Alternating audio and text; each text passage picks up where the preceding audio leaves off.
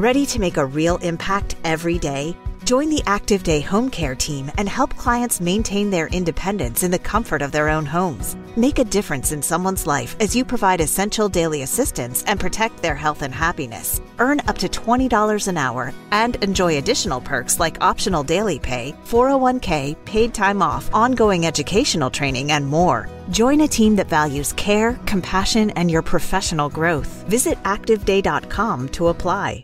If you're a podcast host, listen up, this one's for you. My name is Allie Jackson. I'm the host of Finding Mr. Height, a dating and relationship podcast that I've been doing for 4 years now, sharing my positive and practical approach to dating that's built on my own life experience. And I wanted to share another experience that I've had, my secret behind monetizing my show. It's called Red Circle, and I was just telling my colleague about how much I love their platform. With Red Circle, not only am I getting a seamless hosting experience, but I also love the support I receive in ad sales. It's not just typical ad sales either. It's targeted opportunities based on my show and my life. And the platform is super simple. You just set your preferences and Red Circle matches you with sponsors that align with your show. You can vet every opportunity and their platform gives you great analytics. More recently too, my Red Circle team has brought me opportunities outside of my podcast on social media to really augment the podcast partnerships, bring them full circle. I just can't recommend them enough. If you want to give it a try, go to redcircle.com to get your free trial. That's redcircle.com for a free trial. Today's episode features a conversation with Dr. Paula Swindle, an experienced scholar and practitioner with a PhD in psychology and a long history of working with survivors of spiritual trauma and abuse. She brings a rare and necessary combination of academic expertise and pastoral sensitivity to the conversation. Dr. Swindle has spent years studying the intersection of religion, power, and psychological harm. In our conversation, she helps unpack some of the deeper dynamics at play with systems like Vineyard USA, from spiritual bypassing and toxic positivity to the psychological toll of betrayal by trusted leaders. This interview is essential listening for anyone trying to make sense of how movements that begin with good intentions can cause such lasting harm, and how to begin the long, difficult road toward healing and accountability. This is my full conversation with Dr. Paula Swindle.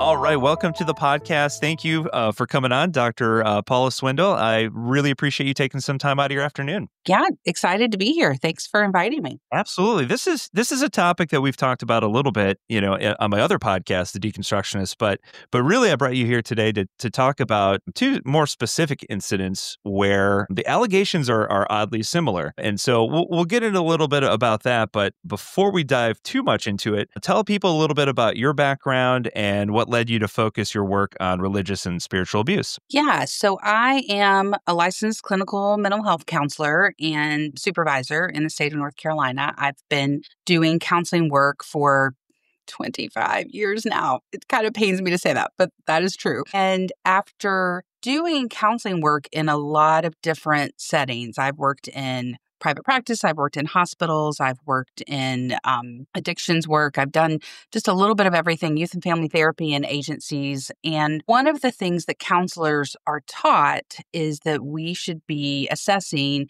for aspects of identity, and one of those aspects being someone's spiritual or religious worldview and background, and respecting that and bringing it into the counseling process if clients felt like that would be helpful. And I feel like my training did a pretty decent job of, if there had been a positive experience with someone's religion or spirituality, how we could use that ethically, but was not taught really anything about people who had had harmful experiences as part of their religious experiences. So when I had been practicing as a counselor for about 14, 15 years, I went back to get my PhD in order to pivot to the academic world and teach counselors. And I'm now an associate professor and department chair of a counseling program at a university. And as part of your PhD, you have to do a dissertation, and they say to do it on something you're passionate about. And so I had heard in all of those different counseling settings, people describing their spiritual lives and heard instances of harm. And I would notice in myself kind of this reaction of maybe wanting to defend God or defend religion and say, that's not everybody. That's not every church, but that's not my role as a counselor at all. And so when it came time to do a dissertation, dissertation, I thought I really want to help counselors understand this experience of someone who's been harmed in a religious system. And so that's where it started, was my dissertation. And then it kind of became a lot of my academic work. I've continued doing some research on it. I currently teach an elective at the university where I teach on religious trauma. I opened a small private practice that's called the Center for Healing Religious Harm and focus all of my private practice work in that area. I've written a textbook with some colleagues around teaching counselors how to deal with that. So that's a little bit of my personal experience. I personally have had really positive experiences in religion. And but it's been really helpful for me to be able to look at the other perspective and to provide a healing space for clients. Yeah, absolutely. That's such a fascinating background and way to sort of find yourself in that particular space. So that's really cool. So thank you for sharing that. In your view, how does spiritual abuse differ from other forms of psychological or emotional abuse? Love that question, because that was actually really the question that was underneath my dissertation. When I was working on my dissertation, for starting it about 10 years ago, there wasn't a lot of research about that. There's a lot of interest in the topic. There's a lot of people who have opinions.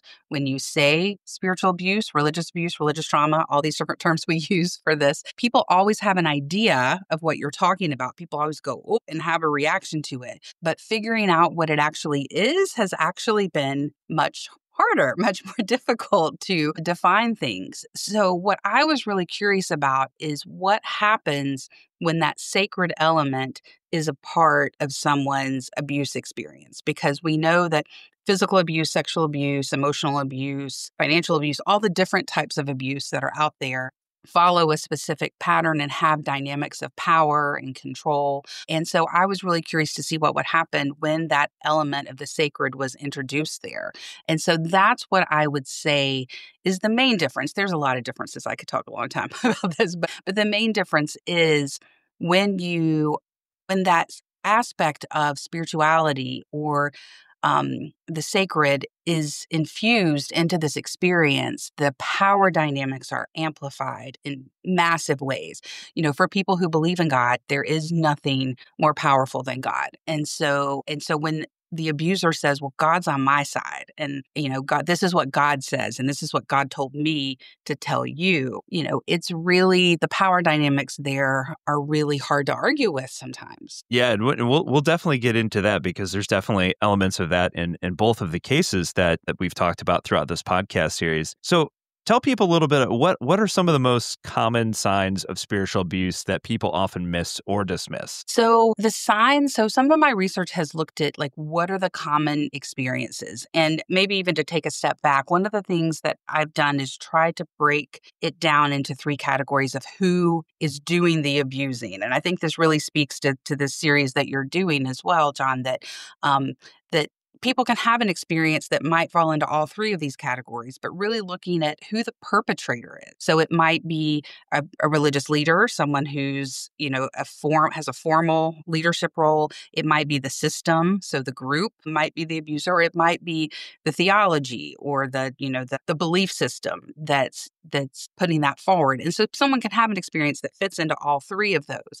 But some of the most common experiences, and I'm not sure if this is exactly answering your question about signs, but some of the most common experiences are, of course, emotional trauma, of the reaction to that. But the things that I hear most commonly are feelings of betrayal, where they really feel like this was the place that was supposed to be safe. This was the place that was supposed to protect me. Literally, the building's called Sanctuary. It's supposed to be that. So all of these supposed to be things, and that's the definition of betrayal. When you're harmed by someone you trusted, it's one thing to be harmed, and then to be harmed by someone you trusted. So those feelings of betrayal are a really huge part of where it comes into these experiences. We also see these experiences of people who feel like the rules are more important than the people. So that rigidity around the rules, I see you nodding. Jump in here anytime if you have thoughts. This is right on target, I think. Okay,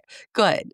So, there's just such a dehumanizing experience when someone's like, for example, several of the women in my dissertation study were having experiences of domestic violence and from their husbands and had gone to their churches to try to seek support around that, with churches choosing the abusive spouse over them because they were doing the quote right thing and wanting to stay married and work it out. And so the message that was sent there was very much this rule that you stay married no matter what was more important than your literal safety, was more important than sometimes your literal life. And so kind of that message that's really dehumanizing, that doesn't see the individual person, but that really elevates the rigidity of the rule, which is another means of power and control. It always goes back to power and control. So those being kind of two main experiences. And then there's also one that I think is probably going to play a big role in those situations that you mentioned earlier, that the stigma that can happen with this. And there's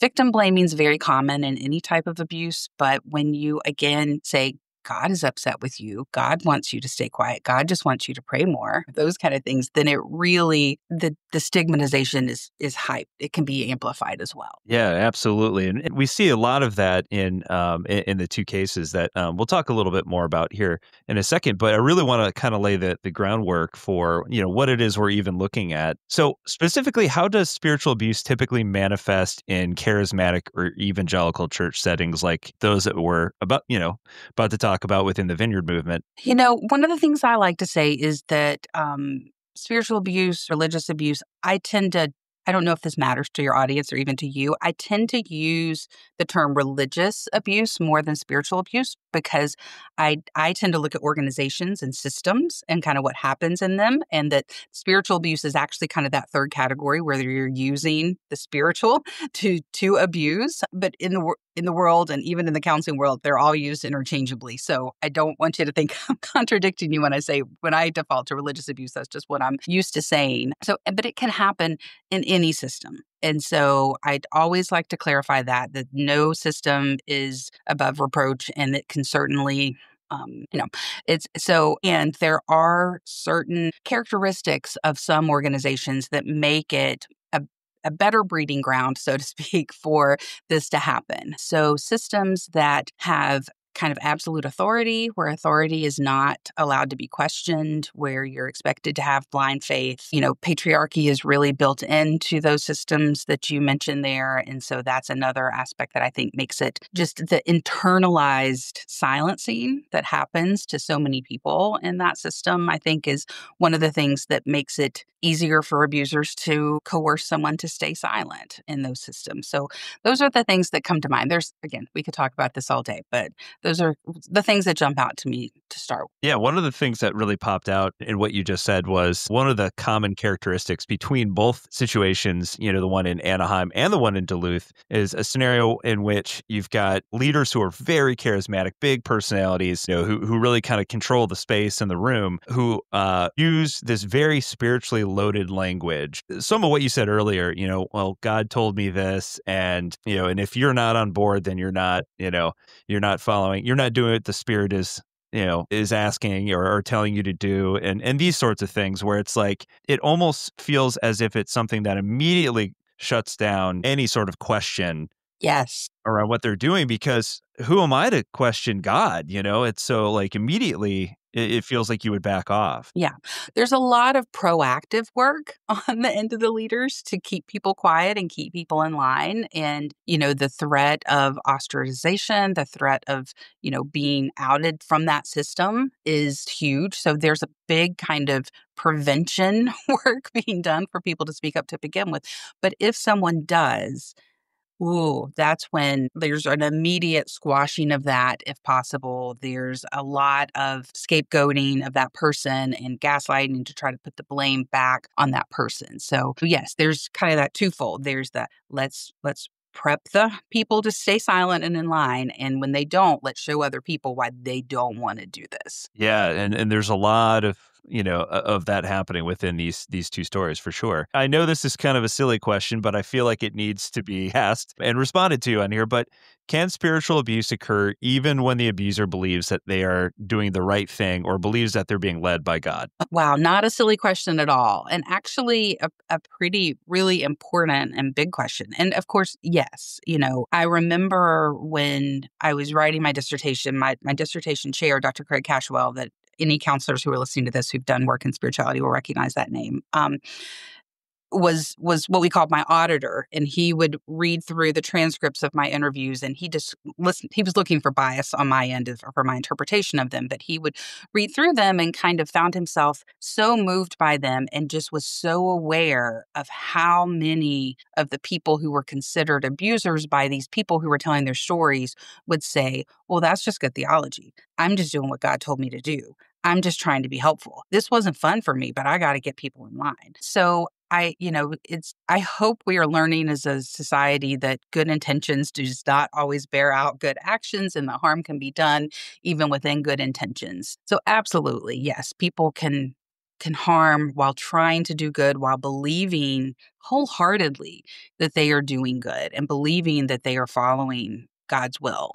And it's always interesting to me, I don't know that we'll ever know this answer, but when you really dig into these charismatic leaders and when they have their downfall, or even before, even there's plenty who don't have a downfall, but just trying to figure out how did this happen? Were they corrupted by power, or did they seek power in order to have a space to, carry out these wishes? So I don't know. I don't know if people start out with good intentions and then get a little taste of power and start doing whatever it takes to hold on to that power. And I think that the answer is all of that. Yeah. Yeah, it's kind of interesting. I immediately in my brain kept thinking, did the chicken or the egg come first? Uh-huh. In this case, was it the power of the platform, Exactly. Yeah.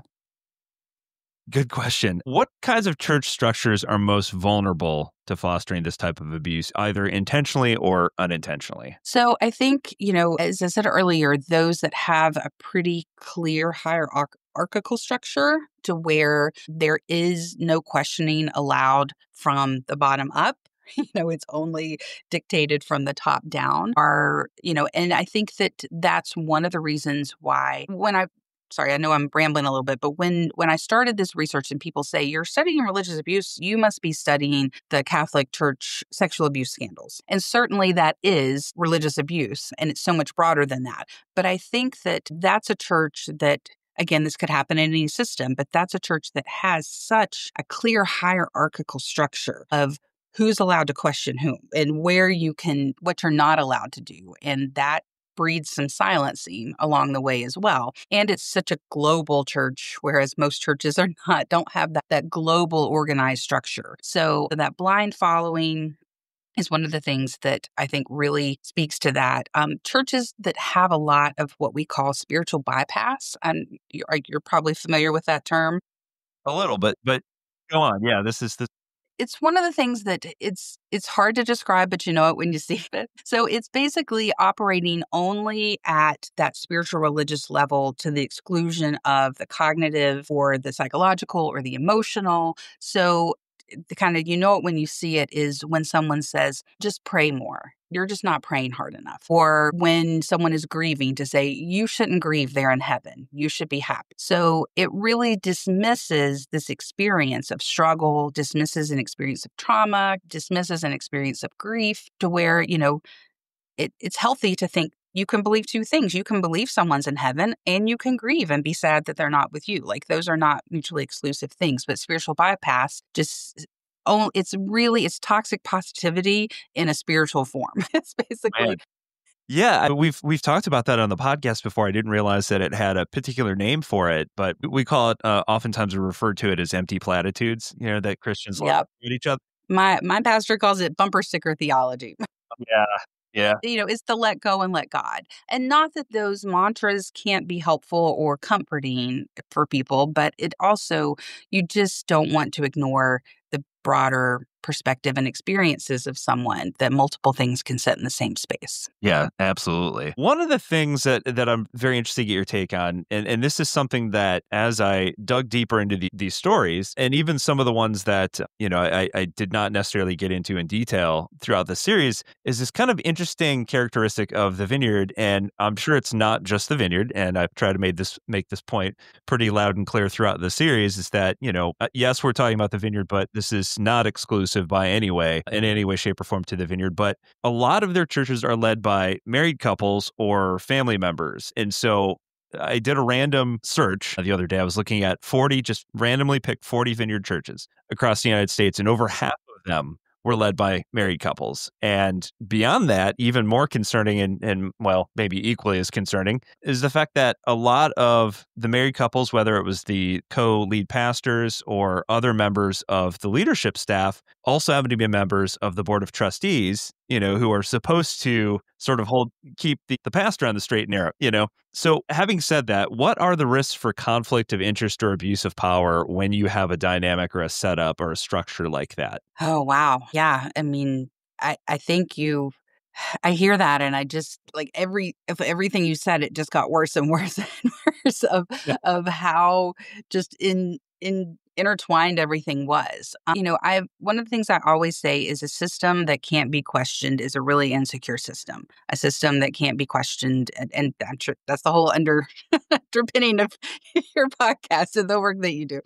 Oh, so obviously these are systems, and to go back to those characteristics, that's also a characteristic, that doesn't allow questions at all. And so that what you're describing is just a setup for insulated power that's not willing to question itself because it's going to lose the power. So you're not. They can go home and have conversations, but always present a united front to the people. And so it's one of those things that really just perpetuates that power, is not being able to question, not being able to hold someone accountable. It's a really different conversation to try to hold your spouse accountable than it is to hold a coworker accountable. And not that that's fun either, but you don't have to go home and have dinner with them and go to bed with them. So that sounds very intentional. That sounds like a very concentrated dynamics of power. Yeah, I was told by one former youth pastor that not only is it, I'm trying to think of how he worded it specifically, something along the lines of not only is it tolerated, it's celebrated as this positive thing, and yet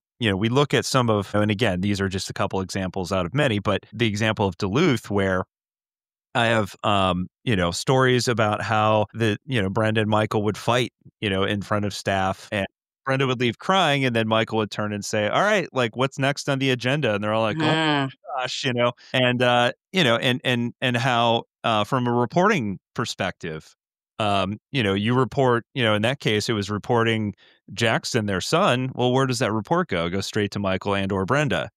And one of the other reports early on from back in 2014 by a local pastor, another Vineyard pastor in the same city, went to Vineyard USA, but then was forwarded back to Michael. And that report, obviously went nowhere. And so, it's one of those things where it's kind of the circular reporting system. Yeah. I mean, it really just assumes the best of people, that a parent's not going to try to protect their child before they try to protect someone outside. And that's a natural instinct. And so that's why it's so important to have these layers of accountability in there who don't have that same protective instinct for, I'm putting quotes around, their own, because that's just such a natural instinct to protect someone before you protect the system, or to protect the system so that you can protect the person that's in your family. So yeah, it just shreds the layers of accountability. Yeah, absolutely. And to your point, it's that was absolutely the situation in Duluth, where you have reports coming in going to the mother. When we get to the court case, when he's finally arrested, almost over a decade later, some of the details in the court case were just absolutely just awful. In a couple instances, there were two mothers who went early on directly to Brenda and said, "Hey, your son has sexually abused my daughter," and her response was, things like, "Your daughter's just seeking attention." all this stuff, and it went nowhere. And until finally, there were some victims who were brave enough to come forward years and years later. And thank goodness there was a youth pastor on staff who then took it to another pastor within the church who had enough wherewithal to say, I can't obviously take this to the two co-lead pastors who are the parents, went around them and met with some council members, and then they made the decision to go to law enforcement and then ultimately hire Finally. Grace to come in and do a full-fledged internal investigation. But what's interesting is, I'm also getting reports that, the national leadership did a couple things that were, we'll say, mildly concerning. One was they had a longstanding pastor who has a lot of power and authority within the Vineyard, who, is from my own backyard here in Columbus, call the interim pastor who had finally gotten things moving and was advising him on all the reasons why he shouldn't, or they shouldn't, I should say, hire Grace, because Grace is very victim centric and they would have no control over the final report. Where, well, maybe you shouldn't, maybe you should just take the good, the bad, and the ugly. We're in control. And then the other, almost equally as, or if not more concerning, it was, you had another senior leader on staff recommending, and this is all in the public forum because Duluth, to their credit, their website has a complete timeline and they have posted everything on there, including internal communications between them and the national, leadership. And one of the national leaders said on more than one occasion, hey, maybe you shouldn't have the Gatlins involved in the actual investigation, but they should have some say over who you hire to investigate their son. Also, Michael should probably still help guide the church, forward and all this stuff. It's like just blatant conflicts of interest. That seems so obvious to you and I. And that, and again, thinking back to your question about characteristics of places that are more likely for this kind of abuse to happen, systems that have decided that anyone outside their system is the enemy, that anyone from outside, that we've got to circle our wagons and protect inside. And any question, so that could be law enforcement, that could be, yes, organization that, oh my goodness, they put the victims first. Imagine that. She says sarcastically, in case you don't read tone. So this idea that anyone that isn't falling within their control is the enemy. And then they breed that idea of you can't trust anyone coming from the outside in. And even as you described that, you can hear the centering of the abuser instead of the person who's been abused. You can hear the concern for that leader and that family. And the person who experienced this horrific abuse is just getting forgotten, is getting completely dehumanized in that. Whereas I would hope that we would go, how can we protect this person who was harmed in our system? How did this happen? Let's figure this out so this can never happen again. Yeah. And instead, you see evidence of conversations where national leadership was critical of Duluth for their tone in email communications with the Gatlins, and then also went so far as, against Duluth's wishes, to pay both Michael and Brenda a severance package, despite the fact that they had both resigned because they refused to participate in the investigation. It's just like, and you feel for these victims. You're like, where are the victims in all of this? Exactly. You see this protection for the abuser that they never had. And now they're actually now experiencing the opposite of that. You see this care and concern and people rushing to protect them, whereas the victims are just having to go through that experience and probably experience, I don't know. Of course, I don't know these victims personally.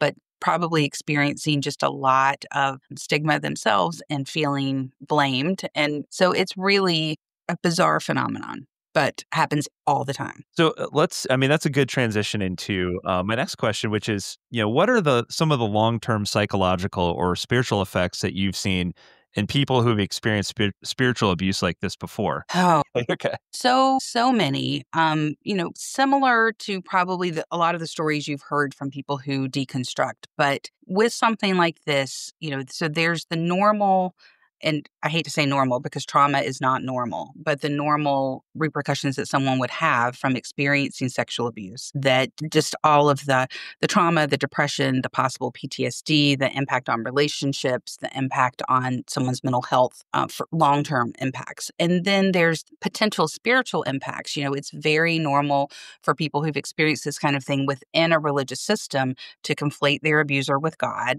to think that this was God abusing me, to completely lose faith, and that might be a good thing for them. I'm not saying that's that's a bad thing if that's what they need to do in order to heal, but it can impact people's experience of, again, religion, spirituality is supposed to be a helpful thing, supposed to be a comforting thing. And so they've not only lost maybe their faith, but they've maybe lost their community. So they're grieving. They've maybe been ostracized by their community. It's a very complicated grief of being put out of a system that they maybe don't want to be a part of, but still wanted to have some say in that choice. It's very disempowering. So there's lots of both religious impacts long term, but also mental health impacts. Yeah, absolutely. So for those who have been harmed and still sort of have that desire for some sort of spiritual community, what does healing look like? Is reconciliation with a faith tradition even possible at that point? So another great question, and it's a big it depends answer.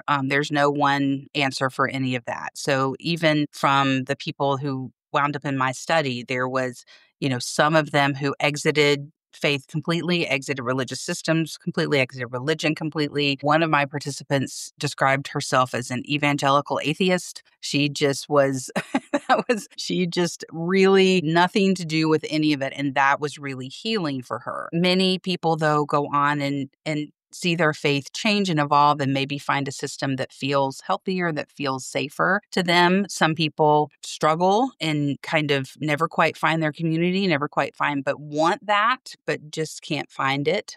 So, I hope that healing looks like finding a counselor that is able to understand this and not cause more harm, because unfortunately, just like there's a lot of power in religious systems, there's a lot of power in a therapist chair that sometimes is not always used for good, especially from people who don't understand how deep this is and what a part of people's identity this can be. So I hope that generally speaking, counseling is helpful. I've heard many stories where it is. So that's a little bit of what can be healing, but it's going to be different for everybody. Yeah, and I can say that of the folks that I've gotten to speak with, have not spoken with any of the ones that were on the receiving end of the sexual abuse, but of the ones who were absolutely in the thick of the spiritual abuse, the manipulation by some of these leaders. So far, every single one I've spoken with has mentioned that they've gone to therapy, they've been in therapy.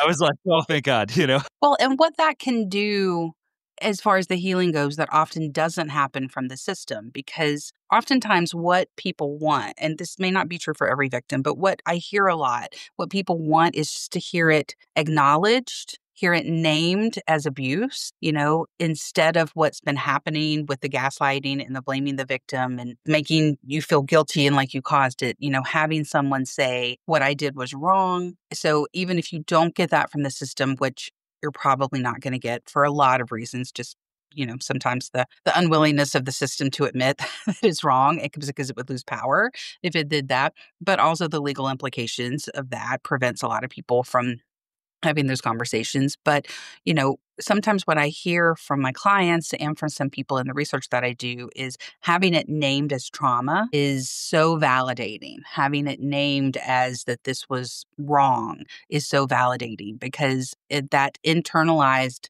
self-blame is real. Yeah. And exactly to that point, one of the gentlemen that I spoke with who was on staff under one of those leaders recounts a story where, the short version of it is basically he preached a sermon about how he doesn't like to be physically touched unless there's a good reason behind it. And shortly after that, Michael, the lead pastor, in a group setting, put his arm around him and just kind of held it there. And he said it wasn't until years later in therapy that the therapist said, yeah, he's trying to project a message out there of who controls the bodies and who's in power and who's in charge there. And I could tell that just having someone say, affirm the fact that he knew that in that moment that felt very wrong.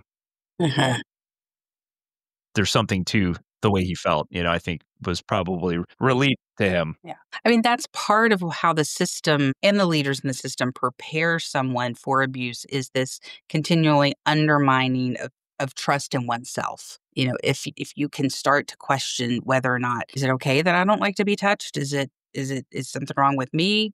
And so having to question that gut instinct that goes, I don't like that, and being told, like, it's okay. You should like that. No, you can trust yourself and say, I don't like that. But that undermining of your trust makes it a whole lot easier to turn someone into a victim and to keep them silent later. Yeah. Talking about sort of responses and red flags, that's kind of where I want to kind of turn. In your experience, how do institutions typically respond when abuse is reported, and what distinguishes a healthy response from a harmful one? And I know we've talked a little bit about some of those, but yeah, in your opinion or in your experience, what is Yeah. Yeah, I've done some consulting work with some churches and religious systems that have experienced this. So looking at it's often, the ones that are responding in the unhealthy ways are not the ones that are going to bring me in typically. So, a healthy response being, my goodness, let's have some accountability from outside. Let's bring someone in to look at this. Let's figure out how this happened. And so we can try to make this not happen again. But even before that, centering of the people who've been harmed, a centering, and that doesn't mean shining a spotlight on them. They often don't want that spotlight, but just a recognition of these experiences here is more important than the experiences of what might happen to our institution or what might happen to the leaders in our institution. Those who immediately, sincerely go to and try to elevate the voice in whatever way that means for the victim to be shared, to be heard, to be seen, to be acknowledged, and to hear that this was wrong. So those who immediately go to, this is what's important. And again, I want to be clear, I'm not saying shine a spotlight and have them speak. When I say their voice, is not necessarily literally them speaking and the system hearing them speaking, but just recognizing that their voice is, that their experience is what's most important. And then, yes, being willing to examine, being open to questions, taking accountability, taking feedback. That openness to feedback is a really hard quality. And that's another reason why having families as the only forms of leadership, they're less likely to give really honest feedback to each other. So being willing to do that, as opposed to the unhealthy responses of denying or blaming the victim or circling the wagon, so to speak, to say we can't acknowledge this, we got to figure this out, we've got to respond in the way that makes us look the best, as opposed to, so all about perception, like not what actually happened, not that authenticity, but how does this look like? Because what are we protecting here? I think that's kind of the ultimate question that comes to me in what's a healthy response is, who does the system rush to protect? Is it an image? Is it money? Is it a leader? Or is it the people who've been harmed? Yeah, and it's interesting. That's unfortunately the second time this week I've heard the term "circle the wagons." The first was around my email that I sent to Vineyard USA. We'll see if they respond or not. But Interesting. yeah, I at least want to give them the opportunity to respond, because there are some questions that they just have not yet answered that I think deserve an answer, especially from the folks who were the victims of a system that was not designed to protect victims. Some of those being some of the ones that I've pointed out earlier.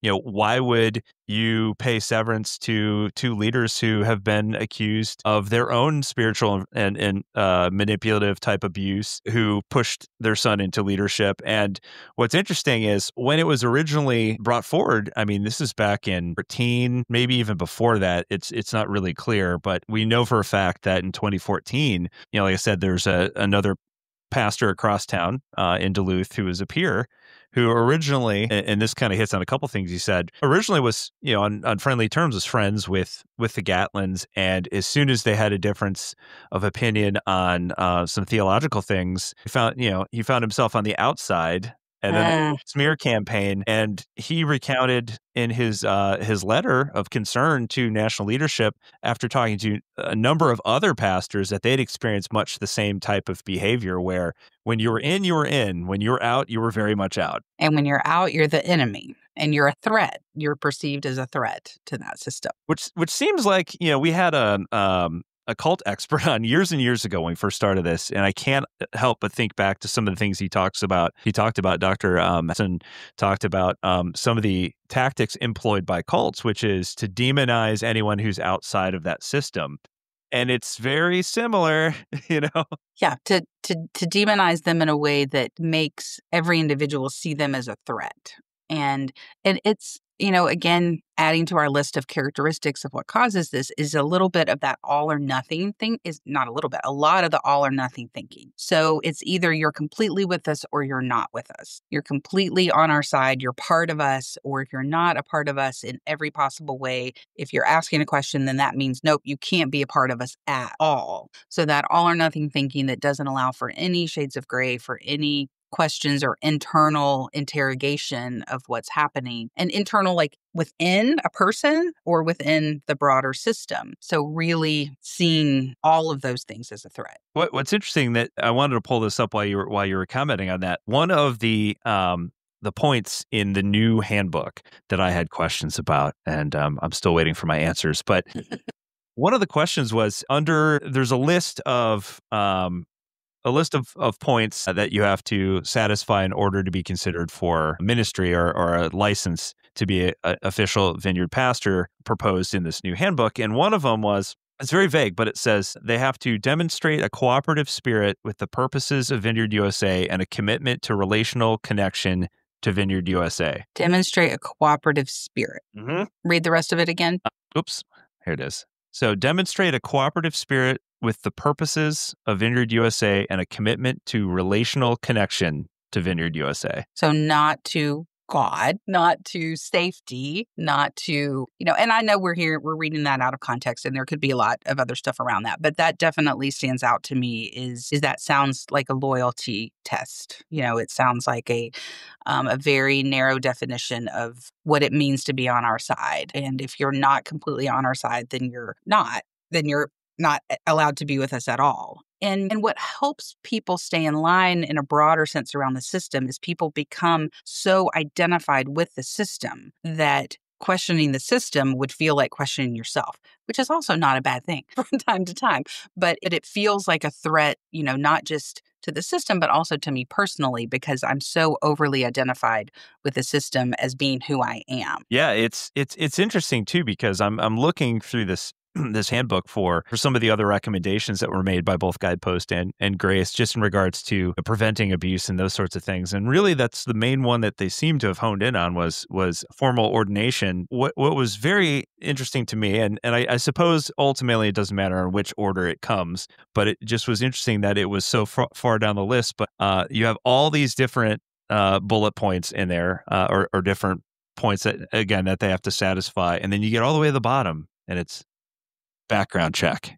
I'm like, should that be first? Might eliminate some of your candidate pool. I don't know. None of the rest of this matters. Yeah. Yeah, if they don't satisfy the background check, then then the rest of these are null and void. So it seems like that one should be number one, but at least it's on. That's the outside thing that is that could be the threat and that could kind of wipe all that away. So when you have that mentality of this one thing can topple the whole thing, that makes sense, that it's kind of an afterthought. Yeah.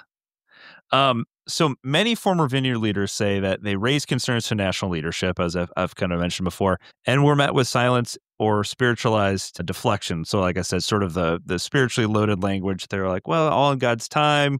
I've heard that one. Or, this is what the Holy Spirit is moving us to do, and so therefore no questions. Spiritual bypass, spiritual bypass, spiritual bypass.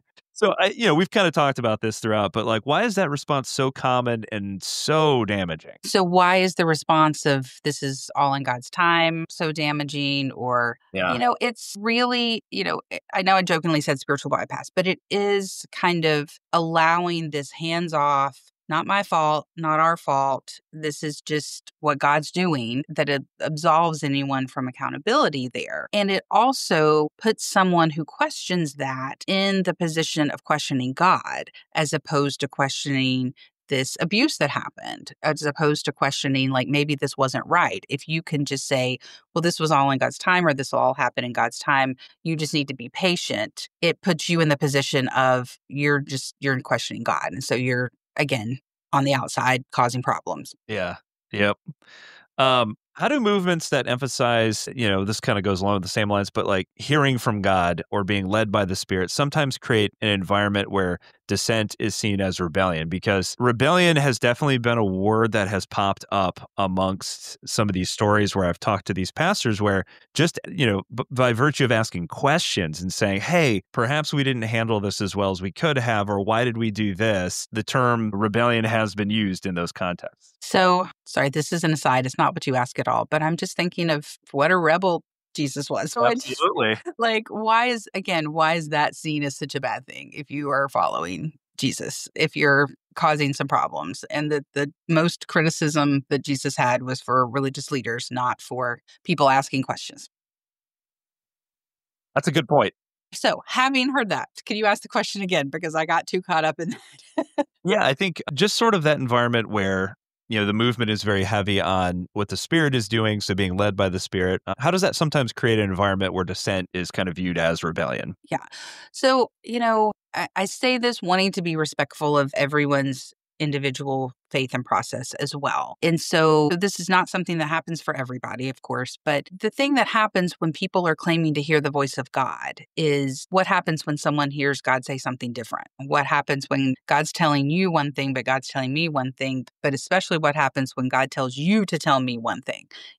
Who gets to decide that? And so I think that is where the real harm can happen, when there's no pathway for someone to discern. They just have to accept what someone in an assigned leadership role says God says. And so when people are not allowed to discern for themselves what that means, and it doesn't fall in line with what's been told to them. Yeah, that makes sense. One of the other things that we talk about too on the podcast, we touched a little bit on, I think, on I believe the third episode. We'll see. Not really done editing yet, so it could be 3 or 4. I don't know. But in either case, we try to, I try to do a good job of setting the stage for how the system was set up in a way that would allow for these types of things to happen. And so, we talked a little bit about nepotism and the issues with sort of leadership structure and that sort of thing. One of the other things that I thought was really interesting that I tried to break down in that episode is also the rate of growth. And so, the short version of Vineyard history is it born, like a lot of non-denominational movements, out of the Jesus movement of the 70s, 60s, and 70s. And early 80s, had a very charismatic leader who was actually a musician with the Righteous Brothers originally. So really funny guy. Fun fact.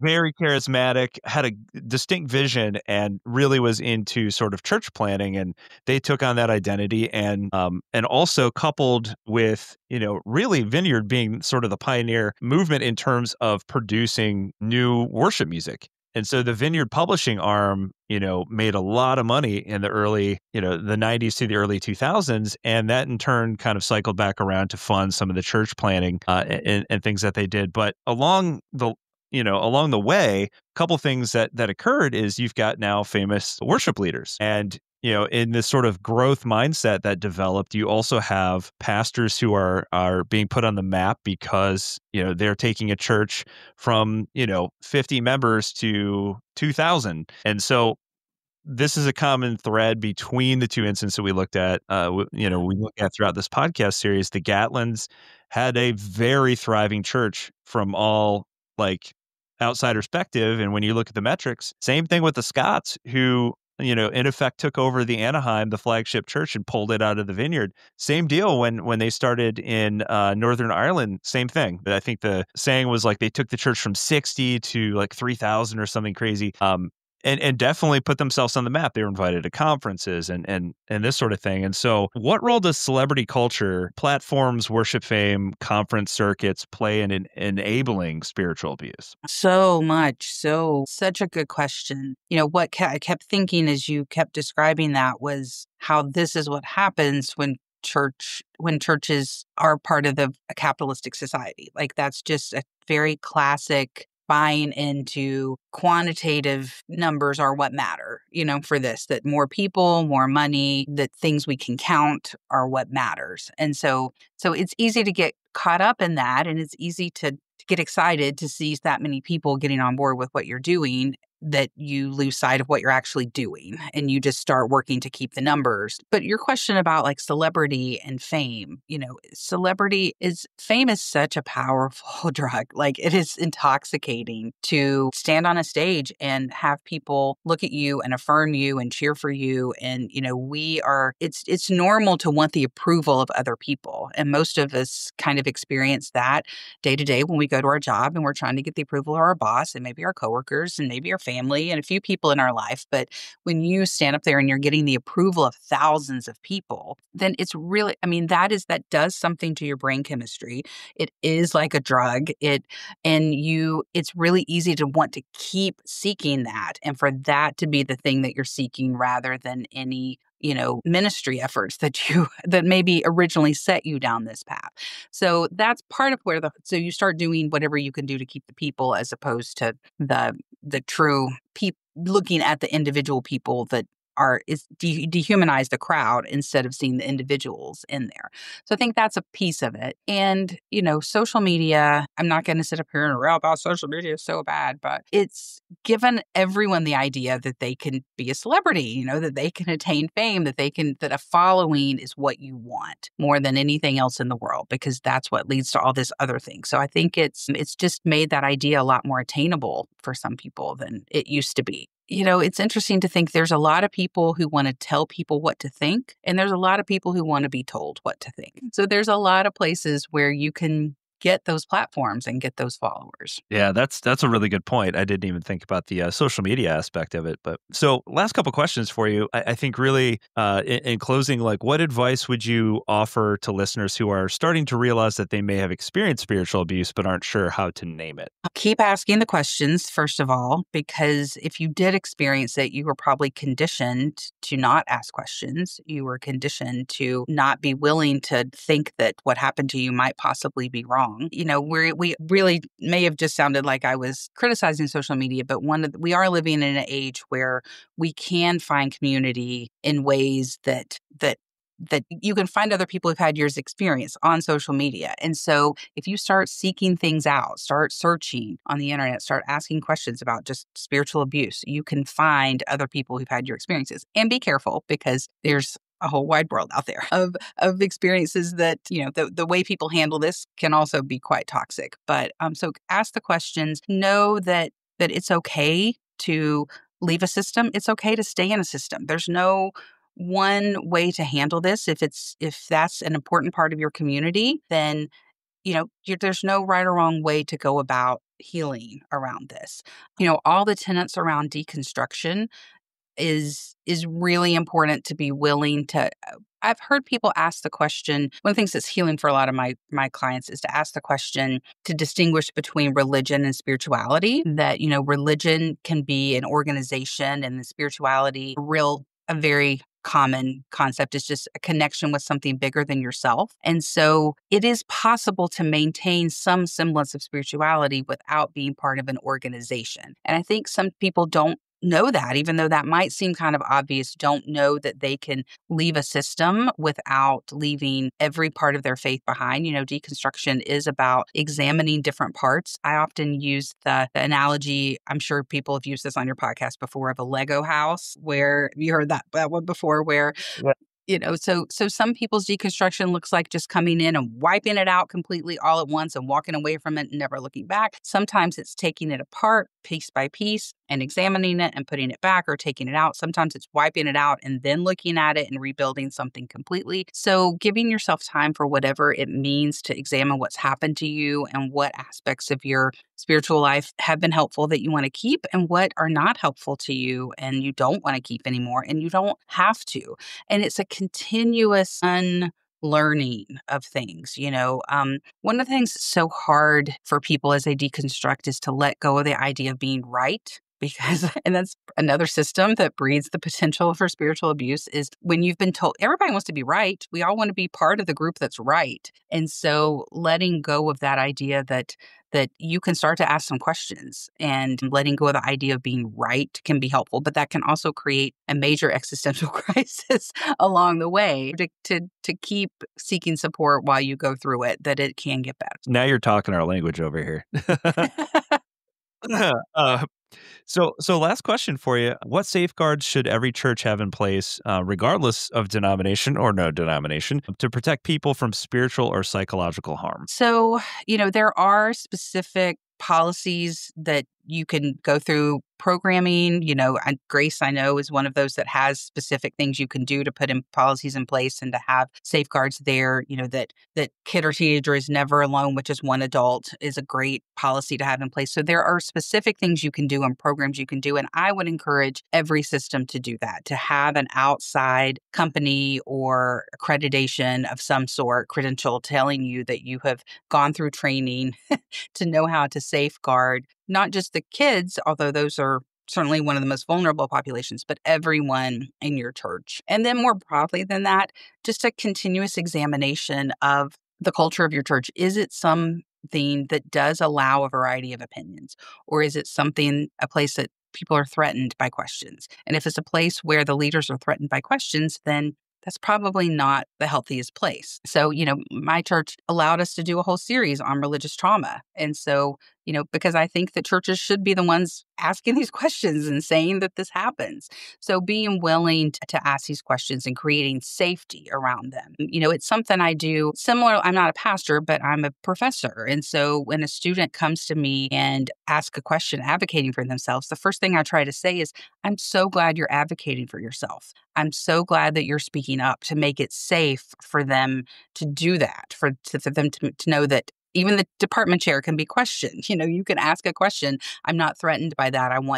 Your feeling safe is more important than me being insecure about being questioned. So kind of continuously examining the culture around that is really important. Yeah, that's really good. And we won't necessarily get into this here, but it's kind of interesting to see in the aftermath of something like a huge scandal like what occurred in Duluth, to see what actions actually are taken and how quickly those actions are taken. And so these allegations first came around in 2022, 23, and here we are in 2025. To a lot of the victims, they haven't done enough. And one of the sort of shocking things that I came to find out is, so they set up a third-party reporting mechanism, and so it goes to Guidepost. But then I come to find out from senior pastors that, and then Guidepost just turns around and forwards it right to senior leadership. And I'm like, have we not learned anything here, guys? Wow. It's this loop that just always circles back internally, that does not create safety and does not make someone want to come forward. I could say a lot about that, but I think that, it makes me think of, like, a lot of pastors have when we ask what churches can do, a lot of pastors have a rule in place that they will provide counseling, pastoral counseling for 3 times, and then they'll refer out to someone else because they want an outside opinion. They want someone to get help beyond what they feel like they can offer, and to offer a voice outside of that. A healthy system will do that. An unhealthy system will say, don't you dare go see a counselor. You can only get help inside here. It always has to return to me. I've heard people say, pastors say, you can only talk to me about your marriage. You can't talk to anyone else. And so anytime there's that insulated, the outside world is a threat, that is a big red flag. Yeah, I've referred to that before in some other circumstances, like this weird tension between, God's law and human law, where, we can't have a little bit of both. Really, like, the context that, that I heard this in was like, well, they didn't call the cops when a sexual assault took place. And they're like, well, if we do that, there's no room for forgiveness or grace for the perpetrator. I'm like, we can forgive him after he pays, goes through the justice system. You know what I mean? Like, you can do both.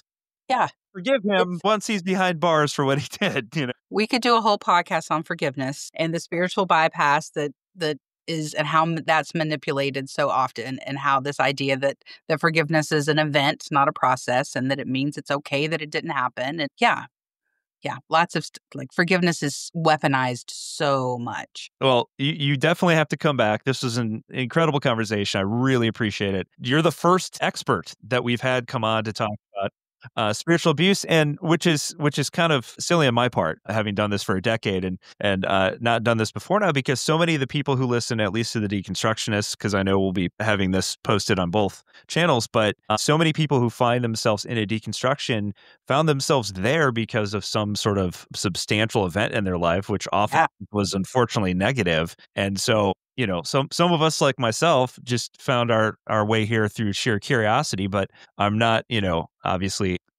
like I know for a fact that like a lot of people weren't so lucky, and they found sure. by way of trauma. So I appreciate you coming And out. a lot of people experience harm because they dared to deconstruct. Yeah, absolutely. And lost their entire communities. Deconstructed because they were harmed, or harmed because they deconstructed. Well put. Well, you are welcome back anytime. This is an amazing conversation. Thank you so much for coming on. Thank you. I've thoroughly enjoyed it, and I'm just glad to be a part of it. Thank you. The views and opinions expressed in this interview are those of the host and guest, and do not necessarily reflect the official policies or positions of any organization mentioned. This conversation is intended for informational purposes only and should not be considered legal, psychological, or medical advice. Listeners are encouraged to use discretion, especially if they have experienced religious or spiritual trauma. Some content may be triggering for survivors of abuse. If you need support, please seek guidance from a licensed professional or trauma-informed organization. All individuals and entities discussed are considered innocent until proven guilty in a court of law.